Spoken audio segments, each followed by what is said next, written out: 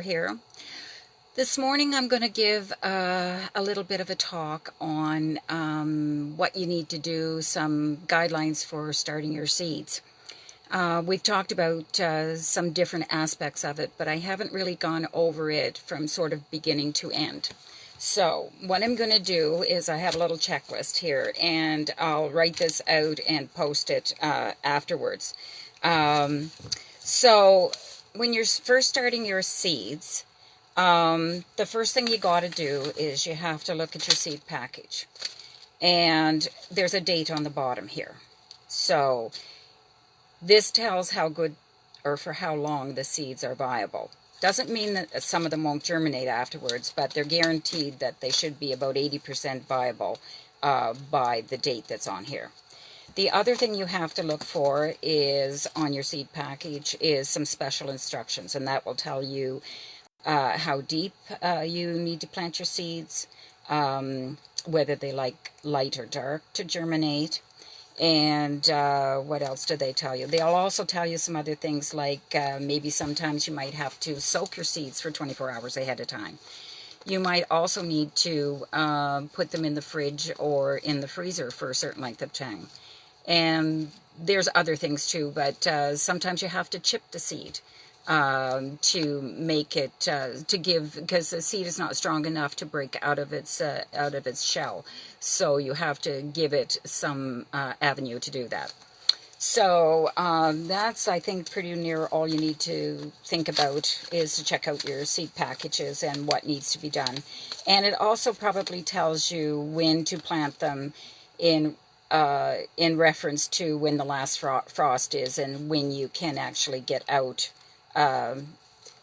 out of your house and outside into your garden. So that would be the first thing. So the next thing is to wash and sterilize your container that you're going to put your seeds into. And sterilization for me is I just put some Jabex in the water, no set amount.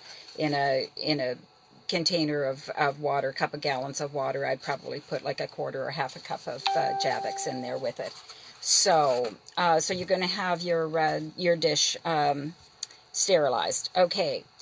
The next thing that you might like to have is to have germination of seeds take. They do take heat and warmth and light. Usually. Some seeds like to have the dark, like I said, so you have to figure that one out. Your lighting. You also have to have proper lighting for your seeds. When I'm doing seeding, I'm fortunate enough that I have a hot box, and I leave my lights on for 24 hours when I'm starting my seeds. After they have come out of the hot box, then I put them under my other grow lights, and I only leave the lights on there for 10 to 14 hours. Because now that they're germinated, we're trying to give them the same kind of lighting that they will have when they go outside. And we don't live north, so we will only have probably 12 to 14 hours of sunlight outside. So so that's what I do is I set my timer. And so I have my lights go on and off, and it doesn't matter what time of day that you set them to go on and off. You could have them go on and off at nighttime. They don't care. But anyways, so what else? And they like moisture. So what I usually use, is I have a container like this that fits wonderfully inside of one of these little hot houses. I use this even though I put them into my hot box. I put them in here. If you don't have a hot box, you can put them on. If you have an older home, you might have the old radiators so that they've got some heat that they'll have on the bottom. And if all else fails, you could put a heat pad underneath them. And if you don't even have that, then the best heat you're going to get is the daytime heat from sun coming into your window. The only problem with that is that once they start to grow, you're not going to have enough light for them. They're going to get really leggy. So, in that you don't want to have happen to your seeds. So you have to be really careful about how many seeds that you plant and how much room you have to take care of them after they have come up. And I know this as well as not, but for myself, I still do the same thing sometimes. This is my snapdragons. I think they're, yep, my snapdragons. These seeds are really, really tiny, and for some reason every year I think that maybe some of them aren't going to come up, so I just sprinkle a whole big bunch of them in there, and doggone it, most of them come up. And I would say that there is well over 100 plants in here. And I don't like to pick and choose these guys. So I try and put them in some kind of a container to hold them over until I can get them in the ground. They have already got their second set of leaves, so these should have been all transplanted quite a while ago. But anyways, I have so many of them that I'm falling back on that because I don't have any help this year. We have such limitations on who can come and help us out these days. So, okay, so let's go on to the next thing here that I have. The soil. When you're filling your container up for your seeds to germinate in, you want to press down your soil so that there's no air pockets in it. If there's air pockets in it, your roots will die. If they reach that area and they don't have anything to hold on to, they're going to die. And so you don't want that. So we're going to press that down, and according to your seed package, if it's like 1/8 of an inch or 1/4 of an inch, and some things are like 1/2 an inch deep. Whatever your container is, build up your soil so that you have that 1/8 of an inch, 1/4 of an inch, or 1/2 an inch from the top. Then you place your seeds in it, and then you cover them over with whatever it is that you have available, whether it's more soil, or sometimes, especially if it's not very deep, like 1/8 of an inch, I will use the very fine vermiculite to put that on. And because that holds the moisture in, but it also covers them gently so that the seedlings can come up through there. So,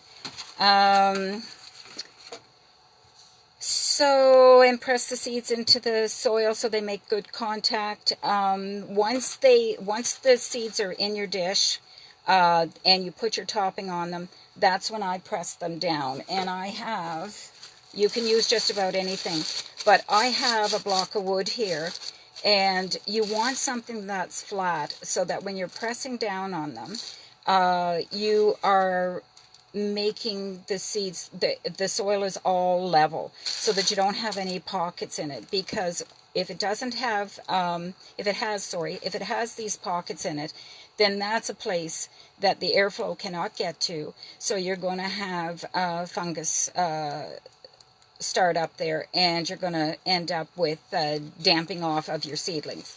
So you don't want that to happen.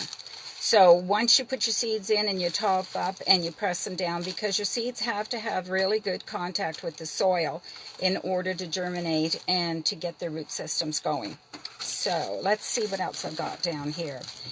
And talking about the damping off, for me, many years ago, I was watching a show on TV, and I think it was called The Indoor Gardener. And he was using chamomile tea. And that's a natural fungicide. So that's what I water my seedlings with, before they even become seedlings. And I also continue to water them once they come out of the hot box and they go under the grow lights. I continue to use the chamomile tea with them until they get into their first transplant.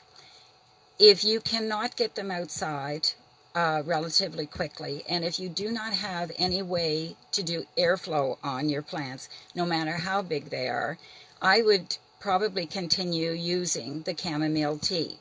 Because if you don't have airflow, then you may end up losing your seedlings because of damping off. There is damping off liquid, I think, that you can get at like Home Hardware or Kent or wherever, but it is a harsh chemical. And in volume, like they have like at West River Greenhouse or wherever that they may be using that, you actually have to go and get certified for that because it is a chemical. And but in small doses, I guess, in the small containers, they you know, people are not going to be exposed that much. But for me, I don't like doing anything with chemicals. If there's some other way to do it, and the chamomile tea does it for me, I put it in a 2-cup jar. I boil the kettle. I put the tea bag in. I let it steep. Put the water in halfway up so that it's 1 cup water for the tea bag. I let it steep for 5 to 10 minutes, and then I take the tea bag out and I top it up with cool water. And I only do this when I'm going to use it. And because it's warm now, it's not hot, it's warm, the soilless mixes that you can buy to do your seedlings and that, they have peat moss in them, and they don't absorb up well if the solution is cold. So if you've got it on the warm side, then it will be drawn into all of the peat moss and all of your other soilless mix very quickly. And that also goes for when you're watering your plants outside, especially in your hanging baskets and stuff like that that you may have gotten from a garden center. If you can try and water those in the summertime with warmer water, it's not going to all run off the top. You think you're watering and watering and watering. Well, it's not going in, because once they dry out, it will not accept that water. You've got to do some, you have to do it a lot to get it to set in, or you can get some, put some warm water on it. But I'm digressing. I'm trying to do a checklist for seedlings. Okay, so after they have sprouted, I take them out of this little terrarium and I put them under my grow lights. Now, when you're putting them under your grow lights, you're trying to get the best lighting that you can for them. And to start off, you want to have them at least 4 to 6 inches and no farther away from the source of light. And your lighting, there is a formula for the lighting of what your lighting should be. If it's a daylight bulb, it should have the right amount of mercy, I can't think even the names of them, but the right amount of intensity of the right spectrum of light that that will give your seedlings the ability to grow and to accept that lighting. So, and if you can, get a fan, some kind of a fan to set up on low so that you can gently have some breeze going across your plants. And I just do this during the time that the lights are on. I let them completely rest at nighttime without any airflow on them. And there's 2 reasons why you do airflow. The first reason is because you don't want them damping off. You don't want any fungus to start growing on them. So, but the other reason is that if your seedlings are growing and they have no resistance because they're in a nice sheltered place inside your house, then when you put them outside, they're going to likely break off because they're so tender. They haven't had any resistance on them. So the first wind that blows, they're either going to keel over or break off or whatever. So if you don't have any ability to put airflow on them while they're inside your house, as you're doing your hardening off, and that's taking them outside a little bit at a time to harden them off to the outside conditions. And at first that can be just maybe even 10 or 15 minutes. The next time it can be 20 or 25 minutes, half an hour.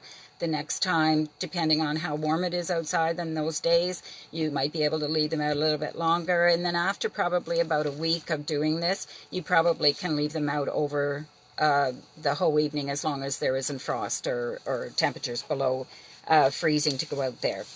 And it's the same as if you have an unheated greenhouse. You're taking them from a warm place inside your house to take them outside.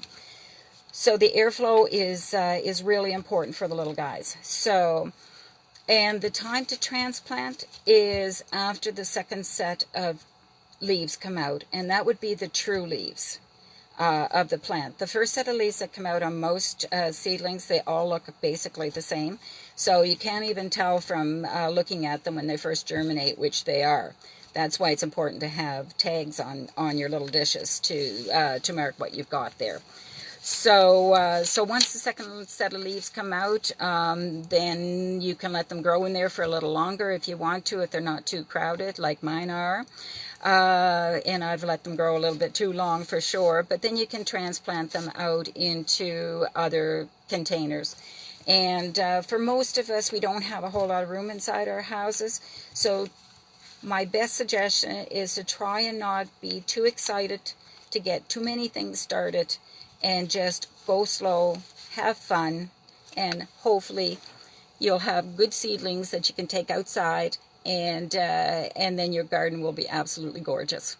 So anyways, that's what I have for today, and I'm hoping that tomorrow the weather might be a little bit nicer, and I might dig up something else from outside and bring it inside so that we can see how to separate out root systems so that you can divide your plants and have something, you can have more of them to put in your own garden, or to give to your own garden club plant sale, or maybe just to give to your friends and neighbors. Okay, bye for now. Stay safe.